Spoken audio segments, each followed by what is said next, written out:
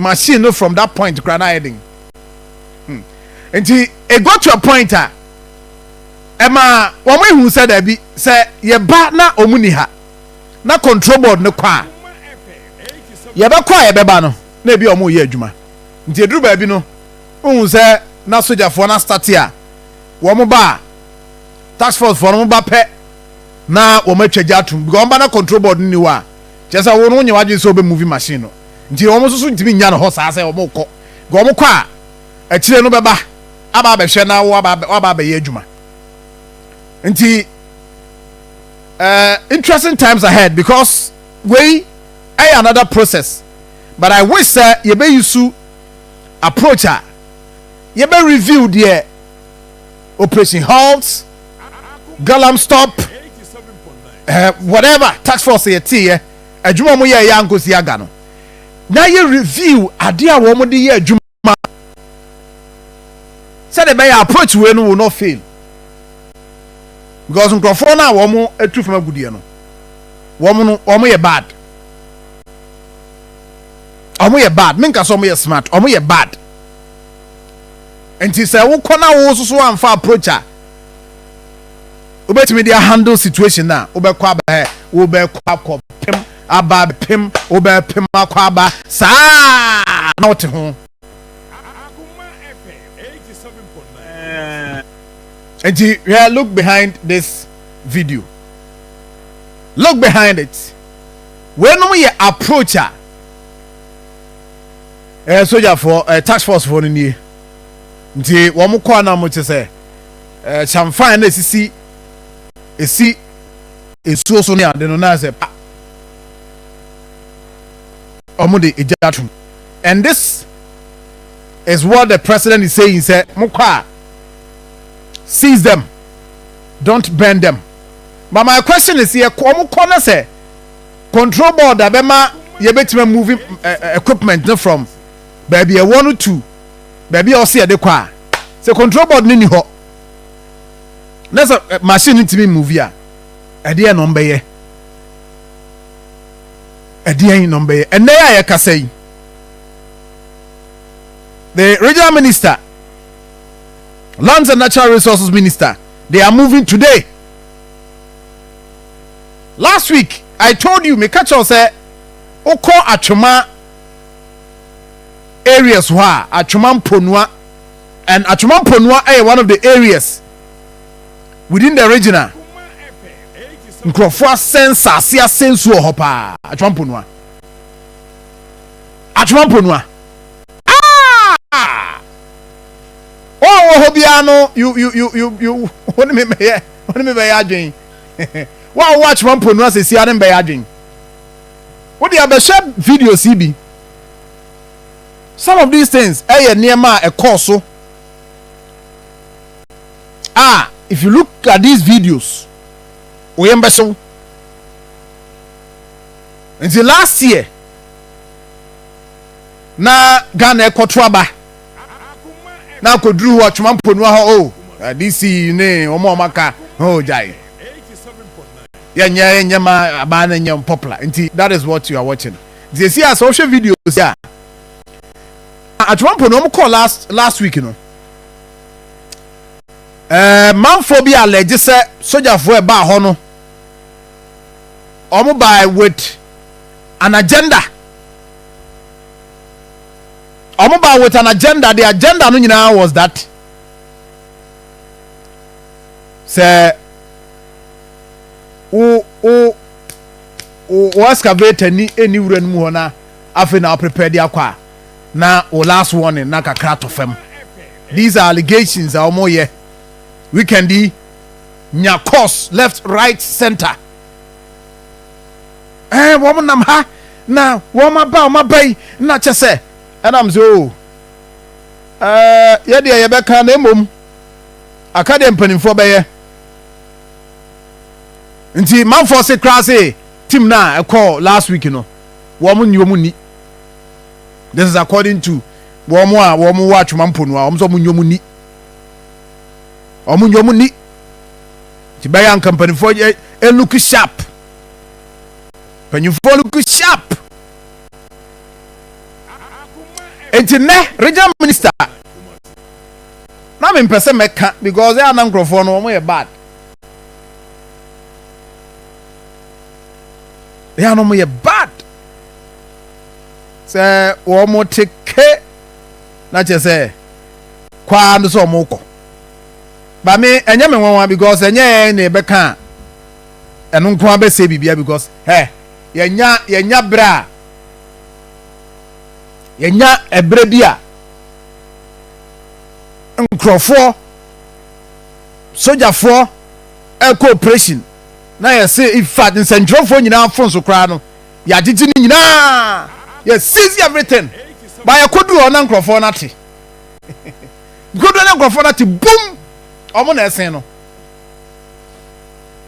enti nɛ we will monitor how that operation will go. Yes, we will monitor it ne yɛhwɛ sɛdeɛ nneɛma si kɔ and operate to the voice out about 0539199968 0539199968 they say man penny say task force no omukwa mo nhye excavators no wo adwe ne sen wadwe nkyere pa ne sen is it good say wo mo be kona excavators no ho na be kona control board nsi so ade na mbetima ye wo de akopena che no so bum wo no so age ne ho is operation dey my bio look away enyina China for ne ade wo mu gum o mo ye adwuma na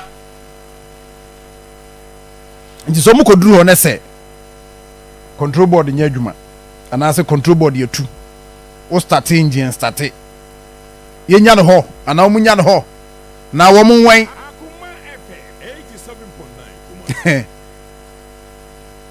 mini anom ye nyina no pay nkyere adwen uko Facebook a obetima drop your comment and abetimi the comment betima my voice at the about 0539 199968 0539 199968 obi si na sika ye de akoto excavator na ne bonya asem ketwa na wo nso na wo se no a nsuo na wo se no ene nsase na wo se no ye value sa ne ma na wo ye na unim ensusanso a wo de bre na obi aboka ene wakoto excavator ene obi aboka ena sika nya wo boka wanya sika ena wo de sei amanfo enkwa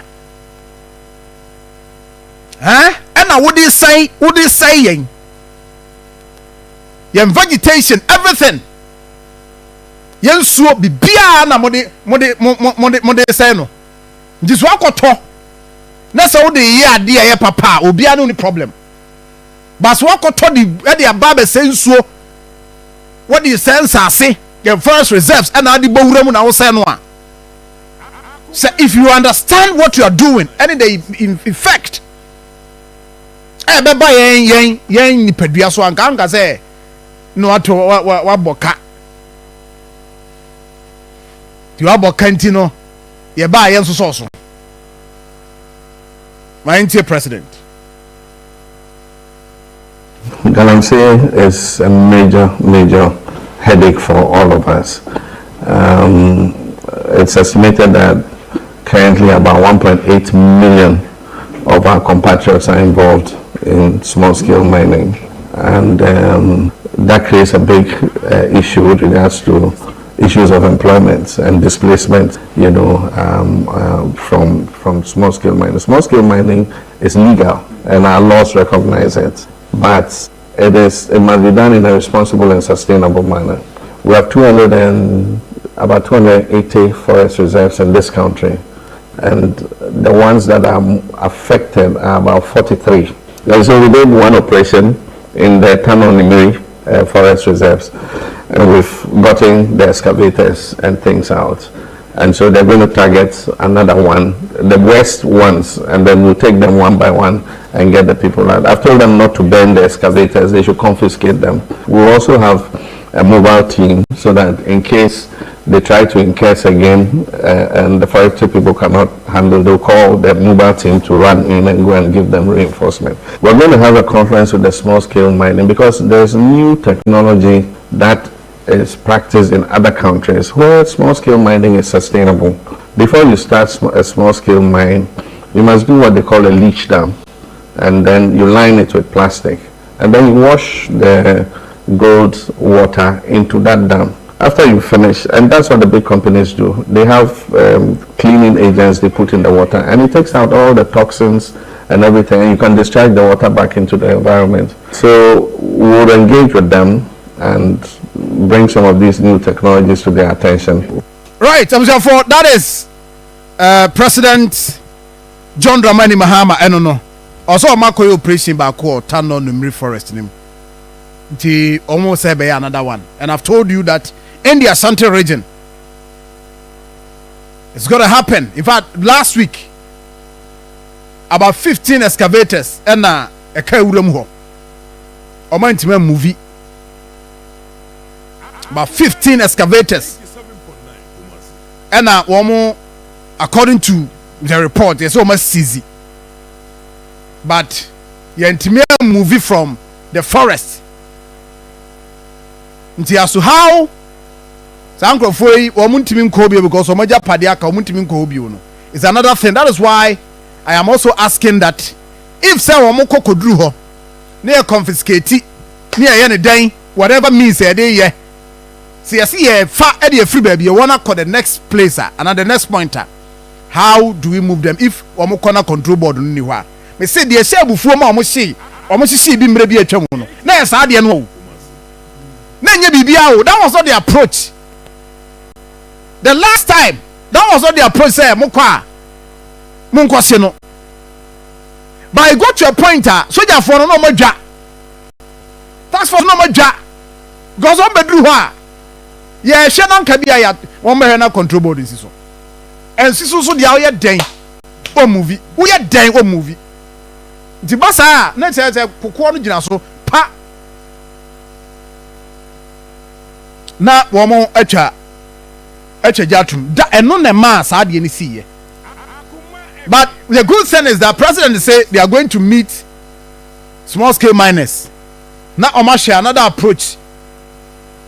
And I am not sure, and I don't expect some komodia bi no ngunran komodia no na oyewie na krom ha yete ha ene yesi okofa gold crackers machines yakofa ba say eno na sika ye spend ye wo sa ade no ho no eventually ye wie ye no na ye bisa say some machines no a yakofa ba ya yesi eno de eno na be boa ma ya tu gold no kwan foforo so kwan paso edu baby mia samba kaya mia last year I asked that question say some machines no away gold catchers away some machines we spent a lot of money on that enti mayenye meyesa kukwasa ni bio sa kukwasa we are meeting them we are doing this ya another means ye betimi dia tu na no ho adwuma ne ba ba sa na fe ye say dedicate account sika dia ma say yeah and $2 million and hwan ni ye spend resources on that at the end of the day ni asaba be si echi ebe wi echi ni asaba be si echi. Lands and Natural Resources Minister. I mean, himself origin him no pay. And now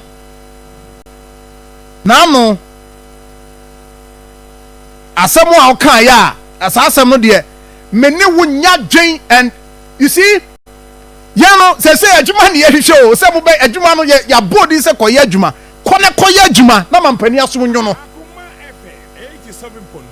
say complaints na say na ekoso na enkano a nkankrofo ho ankometima yes adwuma no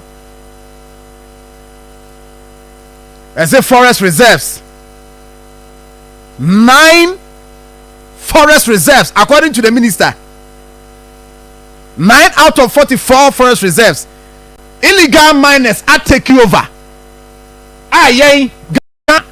With all the resources and all the security, whatever yentimi enkom.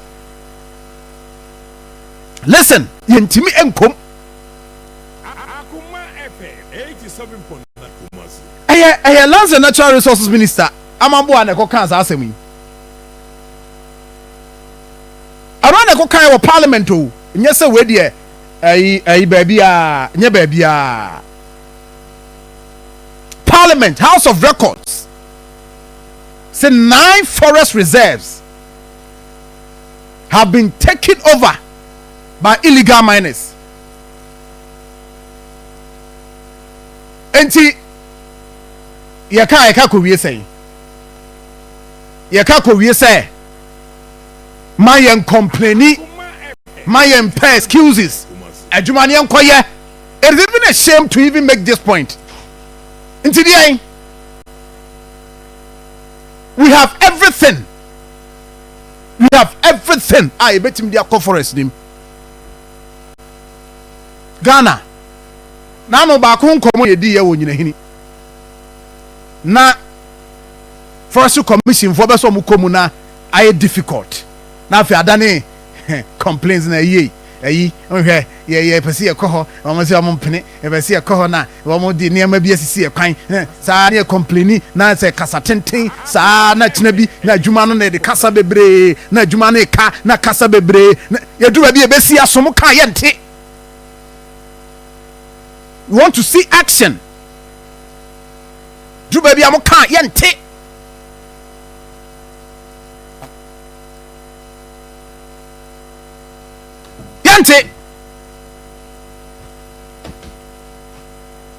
Yan forest reserves, everything. Yan, we have enough resources. They are protected here. Go after them.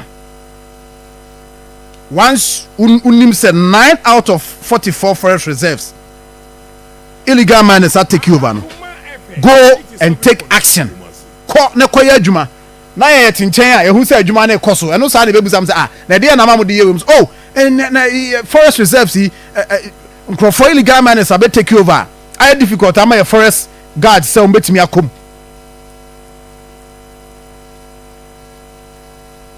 We all say it's a national crisis. That is not how we want things to be done.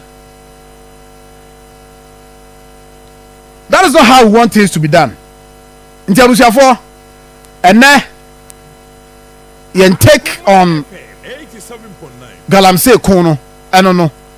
Or say Shassier, or say Konanim approach her. Yediako on several occasions are failing. No, ye review no. Now how best you bet me. Ashe hu asemaka illegal mine okuta tuo de enye ne yeti illegal mine okuta tuo enye ne ene yeti hu asem ya tibia ento wo ba no unim dada se illegal miners no mukuta tuo, you know, because ayade da ho dada unless e bia the first time ye ba be ko sa ko ibi ni da bi soja for na kwako hu bi pen ya ye ko hu tuo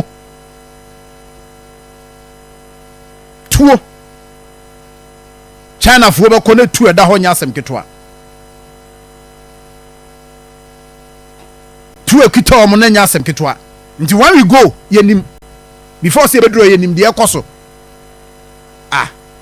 na ye kan say no Akoma FM 87. Anapa ye de aseda be ma Jovi Travel for Jobs and Estate Agency